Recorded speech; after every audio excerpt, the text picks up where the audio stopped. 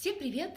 Меня зовут Лиза Вурал, я живу в Анталии, шлю вам всем огромный солнечный привет. И сегодня я буду читать вам отрывок из повести Николая Васильевича Гоголя «Шинель» на турецком языке.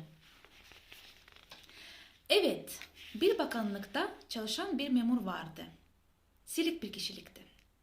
Boyu kısa, yüzü hafif çiçek bozuğu, kızılımsı, küçük gözlüydü.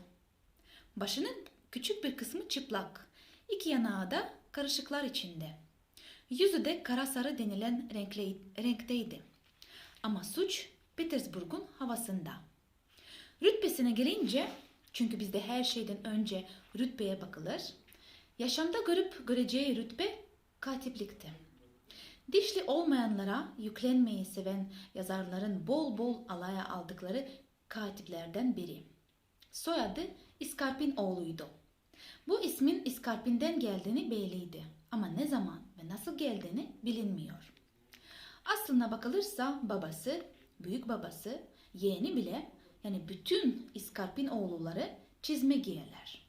Yalnızca yılda 3 kez çizmelerine pençe vurdurlardı.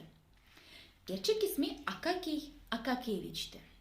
Okuyucuya bu isim biraz garip, biraz özentili görünebilir ama inanır mısınız? Bu isim öyle uzun boylu aranmış değildir. İş öyle bir çıkmaza girdi ki ona başka bir isim vermeye olanak olmadı. Bakın bu nasıl oldu. Akaki Akakiyeviç Mart'ın 22'sini 23'üne bağlayan gece doğmuştu. Bir memur karısı, çok iyi bir kadıncağız olan annesi, çocuğuna usulüne uygun bir isim koymaya hazırlanıyordu. Anne henüz kapının karşısındaki yatağında yatıyor. Sağında çok iyi bir adam, senato düzelticilerinden çocuğun vaftist babası Ivan Ivanoviç Yeroşkin ile vaftist annesi, mahalle polisinin eşine az rastlanır iyi bir kadın olan karısı Arina Semyonovna Belabrushkova duruyordu.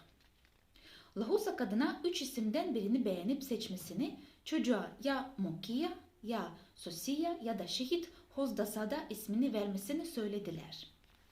Kadın epey düşündükten sonra "Hayır, bu isimler bir tuhaf" dedi. Ona bir isim beğendirmek için takvimin başka bir yerini açtılar. 3 isim daha çıktı. Strefili, Dula, Varahasi. Bunları duyan kadıncağız "Nedir bizim bu çilemiz?" dedi. "Ne biçim isim bunlar? Hayatımda böylesini ne gördüm, ne işittim. Varadat ya da Varuh olsa neyse ama Trifili, Varahasi'de ne oluyormuş?" Takvimden bir yaprak daha açtılar. Şu isimler çıktı. Pavsihaki, Bahtisi. Kadın, çare yok" dedi.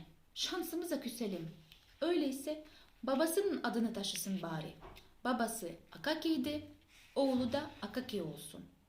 Böylece Akaki Akakiyeviç ortaya çıktı. Çocuğu vaftist ettiler. Burada çocuk sanki ileride katip olacağını sezmiş gibi öyle bir çığlık attı ki yüzünü öyle buruşturdu ki sormayın. İşte bütün bu işler böylece olup bitti. Bütün bunları, bu işin nasıl böyle olduğunu, çocuğa başka bir isim koymamanın imkansız olduğunu okur görüp öğrensin diye anlatıyoruz. Ne zaman bakanlığa girdi, onu işe kim yerleştirdi, bugün bunları kimse anımsamıyor. Birçok müdür, birçok memur değişti. Onu hep aynı katiplikte buldular. En sonra şuna inandılar ki o üniformasıyla, dazlak kafasıyla bu işe tümüyle hazır olarak dünyaya gelmişti. Всем спасибо.